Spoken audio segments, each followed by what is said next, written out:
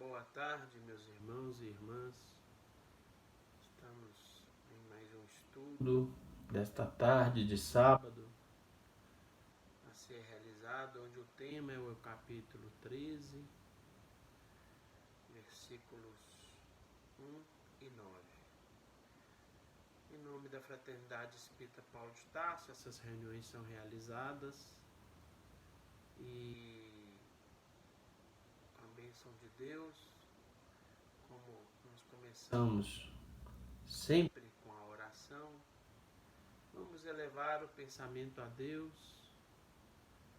nosso Pai Supremo,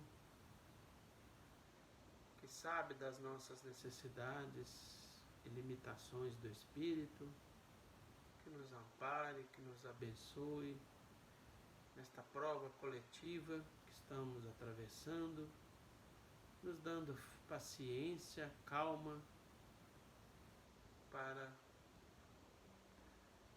caminharmos com equilíbrio, com fé e principalmente, Senhor, acreditar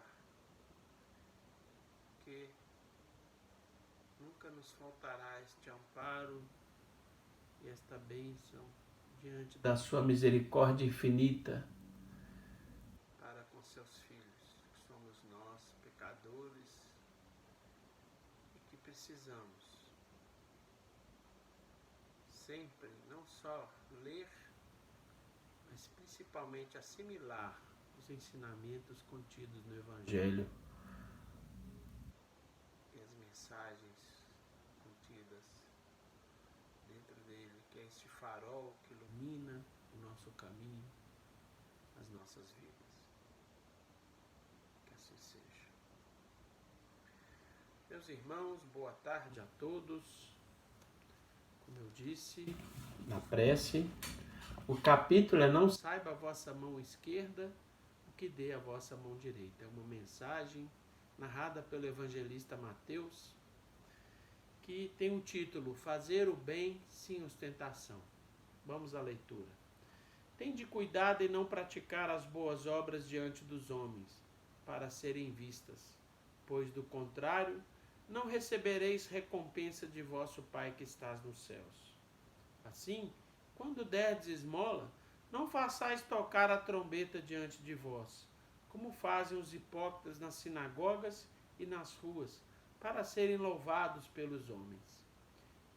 Digo-vos em verdade que eles já receberam sua recompensa.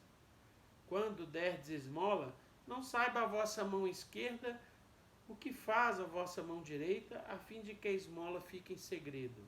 E vosso Pai, que vê o que se passa em segredo, vos recompensará. Mateus, capítulo 6, versículos de 1 a 4. Meus irmãos, inicialmente, comentando esse item 1 do Evangelho, ocultar a mão esquerda para que a mão direita não te conheça a beneficência não é simplesmente atitude de respeito e fraternidade na assistência comum, mas também apelo do nosso Senhor Jesus Cristo à nossa humildade. Virtude esta que devemos buscar incessantemente na vida de cada um, para que com esta virtude no coração sendo praticada, com certeza nós vamos conseguir amparar as pessoas sem humilhá-las diante das suas fraquezas, diante dos seus erros e nos embates da alma, que começa dentro das quatro paredes do nosso lar. Porque o amor, ele é a compreensão, é o auxílio. E Jesus diz claramente que todos somos verdadeiros irmãos perante o Pai. E precisamos guardar esse ensinamento da mão direita, que deve trabalhar sem intromissão da esquerda, adotando o silêncio por soberana decisão. Medida esta que é uma medida de equilíbrio, porque é na sementeira da felicidade em nosso próprio benefício. Não saiba a vossa mão esquerda o que oferece a vossa mão direita. É a lição do nosso Senhor Jesus, que constantemente sugere, nos induz à plantação do bem oculto. Então, meus irmãos, esse item, narrado pelo evangelista Mateus, é muito claro. E aí nós vamos para o item 9, que é uma mensagem da irmã Rosália, do Espírito, que se intitula como Irmã Rosália, onde ela explica a caridade material e a caridade moral. E a mensagem começa assim: amemo-nos uns aos outros e façamos aos outros o que queríamos que nos fizessem eles. A caridade material, ela é necessária, ela é importante para diminuir e aplacar as dificuldades do nosso próximo. Vejam bem, a caridade material, o cobertor que aplaca o frio, o remédio que aplaca a doença, que traz a cura, a vacina, onde o cientista estudou horas e noites de sono perdida para criar aquela vacina, nós mesmos, diante agora dessa pandemia. Olha o benefício da vacina, que traz a proteção, principalmente para as criaturas mais idosas, ou idosas, melhor dizendo, onde as suas defesas estão um pouco mais fracas e onde a doença pode causar mais dificuldades para essas pessoas. Olha a bênção da caridade material, a bênção do dinheiro, do investimento para que surjam essas vacinas e que protejam as criaturas da terra. Sabemos que isso é uma prova coletiva que estamos atravessando. E aí nós verificamos quanto e como é importante a fala dessa irmã Rosália sobre a caridade material, porque é por este caminho que o cristão começa a sensibilizar e ajudar ao próximo. E começa, não na rua, não nas dificuldades das enchentes, na dificuldade das intempéries que causam as enchentes, e que o brasileiro se mostra tão sensível em ajudar, tão solidário. Este é o início, é o caminho inicial para a criatura humana cultivar em seu coração o sentimento de piedade, de amor ao próximo. É importantíssimo esse sentimento, porque é pela caridade material que ele vai desenvolver esse sentimento e um dia, automaticamente, ele vai aprender também a realizar outra caridade que a irmã Rosália fala que é tão importante e necessária para o cristão aprimorar-se espiritualmente falando, que é a caridade moral. Ela diz que todos podem praticar, porque nada custa materialmente falando. Porém, veja bem, ela diz que é a mais difícil de exercer-se, porque a caridade moral consiste em suportarmos uns aos outros, ou seja, as diferenças que cada um possui, porque viver é fácil, mas conviver é uma arte, é difícil. Saber calar-se quando uma pessoa ignorante ou tola se dirige uma palavra de escárnio ou de sarcasmo. Usar do silêncio diante de uma crítica descabida, mentirosa, caluniosa. É caridade. receber na porta da nossa casa os irmãos e irmãs que venham pedir auxílio material ou então uma atenção para ouvir os seus dramas, os seus problemas, as suas dificuldades. E às vezes a gente atende correndo para ficar livre deles. Não podemos fazer isso. É bem verdade que a violência está aí, mas tomamos os nossos cuidados ao atendermos esses irmãos, porque nós sabemos que são um mínimo número de criaturas que estão engajadas no mal para fazer mal a outrem. E normalmente esses irmãos nós já conhecemos.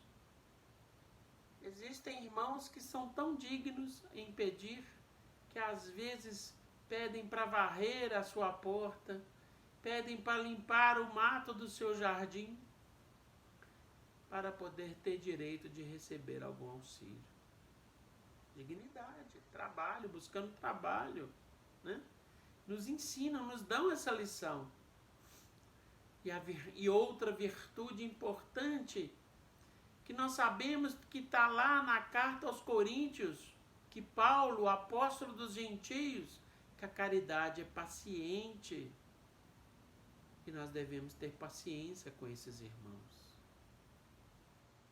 Não devemos nunca alterar com eles, porque às vezes, coitados, eles vêm alterados por causa dos inúmeros problemas que eles enfrentam, muito mais do que nós. E o Mestre Divino, nosso Senhor Jesus Cristo, nos lembra que todos somos filhos de Deus, somos irmãos. E precisamos ter mais caridade para no trato com eles. Nosso apóstolo e patrono da casa espírita, Paulo de Tarso, no livro Fonte Viva, ele fala claro que devemos buscar a couraça da caridade em nossas vidas. O apóstolo dos gentios foi sábio quando aconselhou a couraça da caridade aos trabalhadores da luz. Em favor do êxito desejável na missão de amor a que nos propomos em companhia do nosso Senhor Jesus, antes de tudo, é indispensável preservar o coração. E se não agasalharmos a fonte do sentimento nas vibrações de ardente amor, mas é o amor puro que o nosso Senhor Jesus nos ensinou, amor ao próximo, servidos por uma compreensão elevada nos ciclos da experiência santificante, em que nos debatemos na terra, na arena terrestre, é muito difícil vencer na tarefa que o Senhor nos confia. Por isso que nosso Senhor Jesus nos recomenda: orai e vigiai. Porque se é difícil buscar este comportamento, essa paciência, esse amor, esse carinho, precisamos fazer esse exercício no lar. Principalmente com as pessoas que moram conosco, convivem conosco. E é necessário e importante darmos esse amor a eles, principalmente aos nossos pais. Aliás, no Evangelho tem: honrai o vosso pai e a vossa mãe. Nos 10 mandamentos tem: honrai o vosso pai e a vossa mãe, que é a primeira revelação recebida por Moisés no Monte Sinai, os 10 mandamentos. E Jesus a retificou como segunda revelação, mandando com que nós amemos Deus sobre todas as coisas, resumindo nesses 2, e ao próximo como a nós mesmos. Então, meus irmãos, nós devemos, por exemplo, dentro do lar, segundo o apóstolo, a irritação permanente, porque ela, diante da ignorância, da dificuldade de relacionamento, adia as vantagens do ensino benéfico. Devemos também evitar a indignação excessiva perante a fraqueza, porque ela extermina os germes da virtude. Que às vezes aquela pessoa já possui alguma virtude e nós não olhamos, não verificamos. É aquela velha tendência de sempre olhar só os defeitos do nosso próximo, esquecendo que nós também possuímos inúmeros dentro de cada um de nós. A ira frequente no campo da luta pode multiplicar-nos inimigos sem qualquer proveito para a obra que nós devotamos. E a severidade demasiada, cara fechada, não conversa com ninguém, não se mistura, se isola numa casca. Não podemos ser assim, precisamos conviver com todos. Porque à frente de pessoas, mesmo estranhas, aos benefícios da disciplina, faça acompanhar de efeitos contraproducentes essa severidade, porque normalmente vem a aspereza, acabando que a educação fica escassa e aí vem a falta de educação.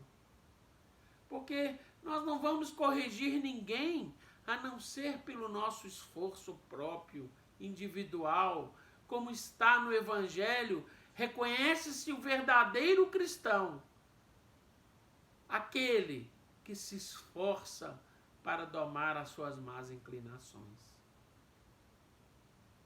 Então, todos esses 4 itens, a irritação, a ira, a indignação e a severidade demasiada, o apóstolo dos gentios nos receita a couraça da caridade por sentinela defensiva dos órgãos centrais da expressão de vida. É indispensável amar o nosso coração de infinito entendimento fraterno, porque assim que os povos forem mais fraternos uns aos outros, com certeza o mundo de regeneração estará mais próximo. A convicção e o entusiasmo da fé bastam para começar honrosamente. Então aí, a fé, a esperança, a certeza, a convicção, acreditar. Porque a fé nos traz esse sentimento de acreditar, de ter esperança. Mas para continuar com êxito a nossa tarefa aqui na Terra, não poderemos abrir mão da caridade paciente, bondosa e invencível. A caridade é branda, a caridade é benfazeja, a caridade não fala mal de ninguém, não se entorpece. Está lá na carta aos Coríntios do apóstolo Paulo de Tarso.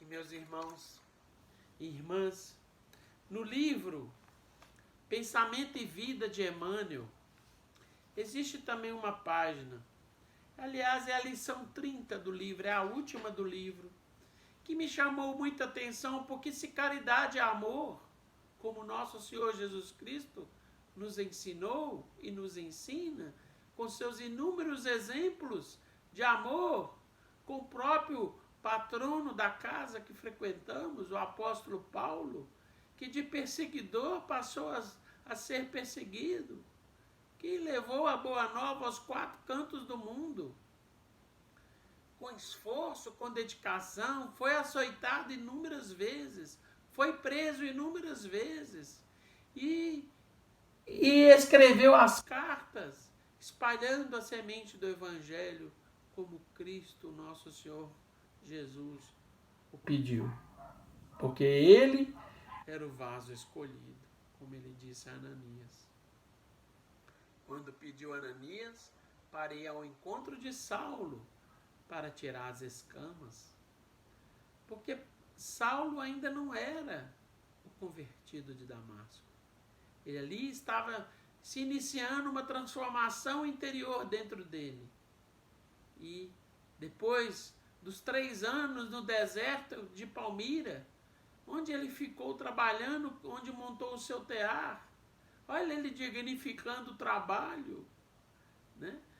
Para não ser peso a ninguém, ele estudou os ensinamentos do Mestre. E quando voltou, quando retornou, ele levou a palavra, ele deu o exemplo.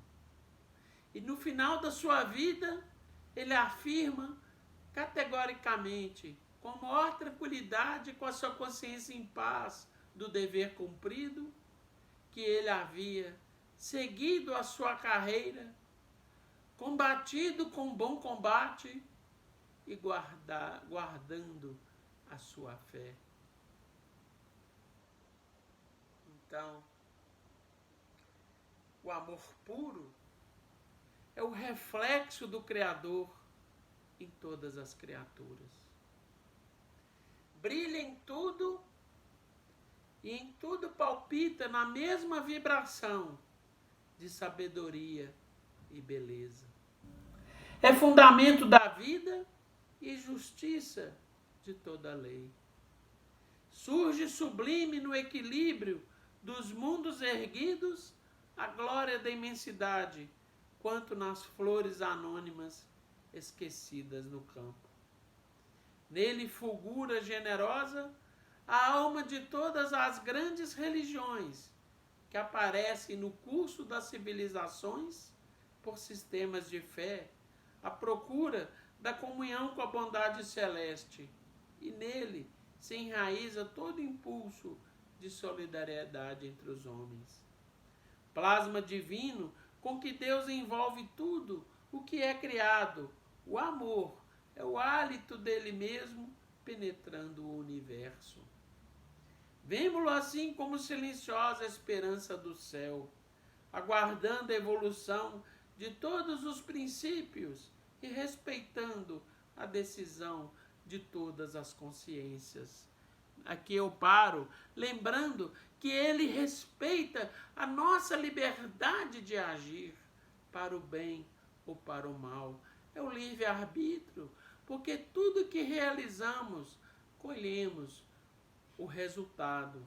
E para que plantemos as nossas obras, para que realizamos, melhor dizendo, as nossas obras, plantemos boas sementes. Devemos plantar boas sementes para que essas sementes frutificam ao nosso favor, que são o verdadeiro patrimônio que nós vamos levar quando partirmos aqui da terra. São as nossas virtudes, são as nossas qualidades morais, é o bem que nós realizamos em benefício do próximo. Ser mercê de semelhante bênção, cada ser é acalentado no degrau da vida em que se encontra. Nenhum de nós somos iguais, cada um está no seu nível de evolução e devemos buscar sempre para melhorarmos. Porque o verme é amado pelo Senhor, que lhe concede milhares e milhares de séculos para levantar-se da viscosidade do abismo, tanto quanto o anjo que o representa junto do verme. A seiva que nutre a rosa é a mesma que alimenta o espinho dilacerante. Na árvore em que se aninha o pássaro indefeso, pode acolher essa serpente com as suas armas de morte. É lógico que nós sabemos que a serpente, ela arma o bote, mas ela só ataca se ela for ameaçada, né? É isso que quer dizer. Então, no espaço de uma penitenciária, respira com a mesma segurança o criminoso que lhe padece as grades de sofrimento e o correto administrador que lhe garante a ordem. O amor, repetimos, é o reflexo de Deus, nosso Pai, que se compadece de todos e que a ninguém violenta, embora, em razão do mesmo amor infinito com que nos arma, determine que estejamos sempre sobre a lei da responsabilidade que se manifesta para cada consciência de acordo com as suas próprias obras. E amando-nos, permite o Senhor que perlustrarmos sem prazo o caminho de ascensão para Ele, concedendo-nos quando impensadamente nos consagramos ao mal, a própria eternidade, para reconciliarmos com o bem, que é a sua regra imutável. Eis porque Jesus, o modelo divino, enviado por ele à terra para clarear-nos a senda, em cada passo de seu ministério, tomou o amor ao Pai por inspiração de toda a vida, amando sem a preocupação de ser amado e auxiliando sem qualquer ideia de recompensa. Descendo à esfera dos homens por amor, ou seja, o governador espiritual da terra veio até nós, né? Não precisava provar nada para ninguém, era um ser perfeito, foi a única criatura da terra materializada, perfeita, que esteve entre nós, né? Então, se humilhou por amor, ajudou e sofreu por amor, passa no mundo de sentimento erguido ao Pai excelso, refletindo-lhe a vontade sábia e misericordiosa. E para que a vida e o pensamento de todos nós lhe retratem as pegadas de luz, ele nos legou, em nome de Deus, nosso Pai maior, a sua fórmula inesquecível: amai-vos uns aos outros, como eu vos amei. Essa é a regra maior da caridade: amai-vos uns aos outros, como eu vos amei. Então, meus irmãos e minhas irmãs, para terminar a nossa singela participação dessa tarde, porque o meu tempo já está acabando, faltam apenas 3 minutos, eu pediria licença a todos para ler uma música que, se Deus quiser, com a bênção do nosso Pai maior Deus, em breve nós estaremos, assim que todos, creio eu, estiverem vacinados, né? Quando liberarem os centros novamente a frequentação, uma música que nós sempre cantamos com os nossos alunos de evangelho, os nossos irmãos em Cristo.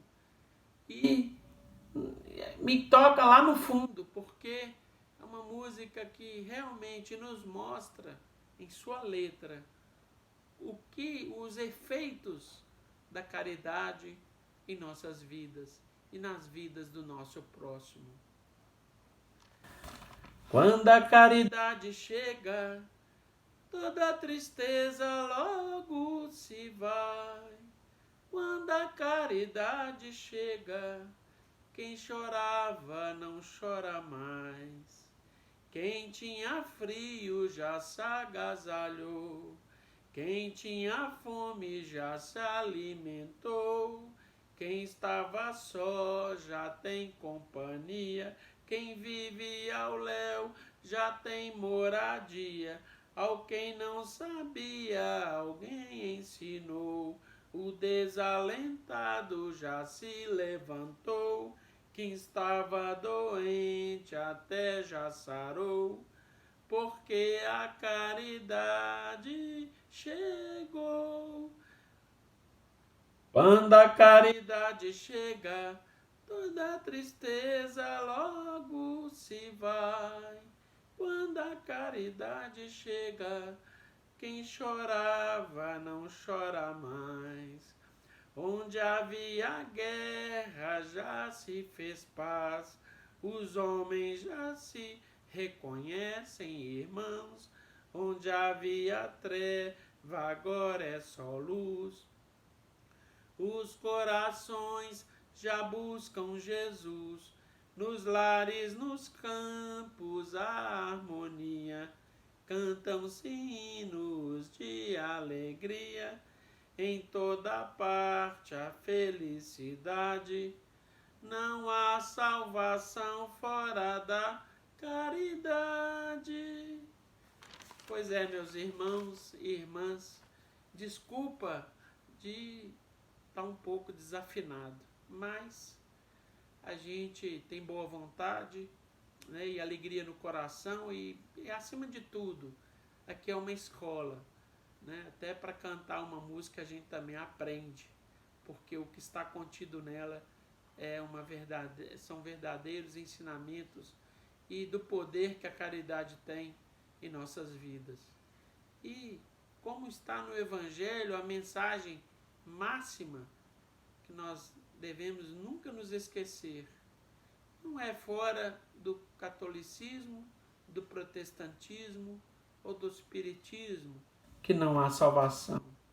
A máxima maior é fora da caridade não há salvação.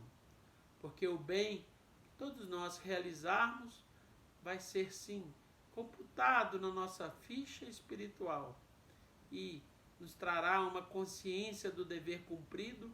É claro que precisaremos, digo eu, ainda de reencarnar muito aqui na Terra, mas aliviará com certeza o fardo pesado das nossas imperfeições. Não devemos nunca desanimarmos, nunca desistirmos desse esforço que devemos realizar, que é de sermos melhores amanhã.